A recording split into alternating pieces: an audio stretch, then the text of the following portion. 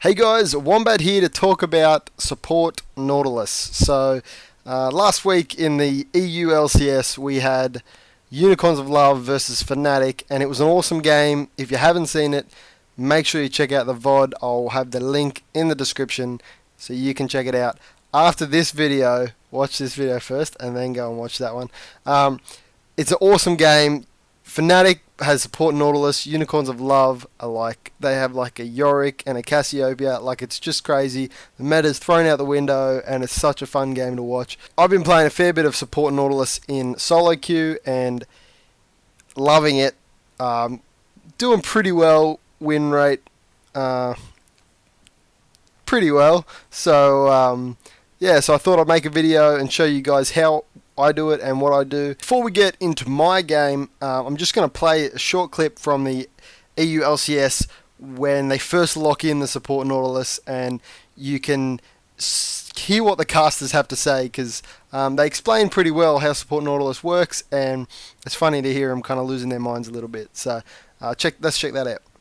Alright, Pulse, wherever you are in the world, Challenger Caster Pulse is a Nautilus top Correction. main.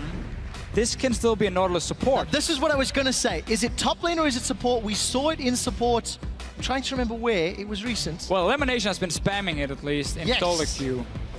So, and I mean, it is a good support pick. I've seen it in solo queue a few times Deficio, where it always lose horribly because people don't know how to play it. Explain But Nautilus to me. He's got more CC in his kit than anybody else. right. So what you do now is you max your E on him because it was changed. So now it goes down to 5-second cooldown at rank 5. So the casters go on from there to talk about the Yorick and the Cassiopeia. So it's not so much related to Nautilus, that's why I've cut it off there. If you want to see that game, like I said, the link is going to be in the description.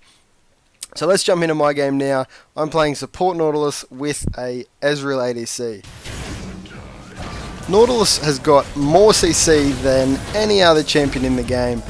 He's got 3 abilities, which are crowd control, and his passive is also crowd control. So he has a lot of CC going for him. His Q is like a hook, like Blitzcrank, and kind of half like that, and half a Leona. His W is a shield, so that doesn't give him any CC, but it helps him to stay tanky. His E is an AoE slow around him, so it goes out from him in 3 waves, dealing damage and slowing, and his ultimate is just like a point and click knock up that travels between him and the enemy you activate it on. So the theory with Nautilus is you just want to be basic attacking everyone, because you can attack them once and it'll stun them for half a second, and then you can use all your abilities and then run and attack the next person, etc, etc. Nautilus needs all the kills. As you can see in this game, I get a lot of kills, and Ezreal doesn't get so many, which is such a bad thing. It just means that late game it was just so hard for us because I had all these kills and wasn't able to do anything. If Ezreal had the kills, he would have carried us a lot easier. Thanks for the Zhonya's on Volibear there, Bard. Really helping the whole team get in here, and thanks for this teleport so we can get through and kill your teammates. Bard in this game was actually pretty helpful. A couple of times he gave us what we needed to be able to kill his teammates.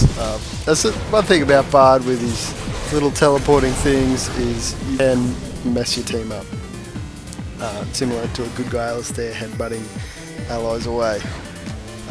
So, as I was saying before, because I got all the kills and didn't give any to Ezreal, I ended up being this tanky thing that could survive for a long time. Like, I tanked 3 turret hits there and all of Annie's combo, and my teammates just die around me. Like, I survived for a long time, but it doesn't mean you win the game. We're defending our base here, and good guy Bard decides to help us out again, get the kill on Jarvan. We probably weren't going to catch Jarvan, he's pretty fast, and then Bard's like, oh, here's a teleport, guys, you can quickly get through and catch him. You're running at a single target, you can easily hook, stun, slow, they're not getting away.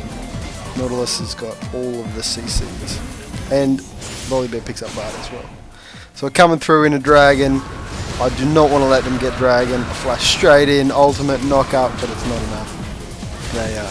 able to get away. But actually basic attack every person, get all the stuns down. And Annie is pretty fed at this point.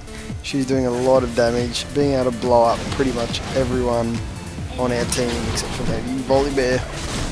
Nidalee finally picks up the kill, but also dies in the process. The perfect Nautilus ultimate is cast on the last person in the enemy team so that it knocks up everyone on the enemy team. But that's a little bit hard to do, and often you find yourself having to just use it in on a one-on-one or something like that. In this instance, I used it on Lucian, but because it's a slow traveling ultimate, he's already dead before it gets to him. For Runes and Masteries, I've just ran generic tank Runes and Masteries, so armor, health, magic resist, just however you want to do it.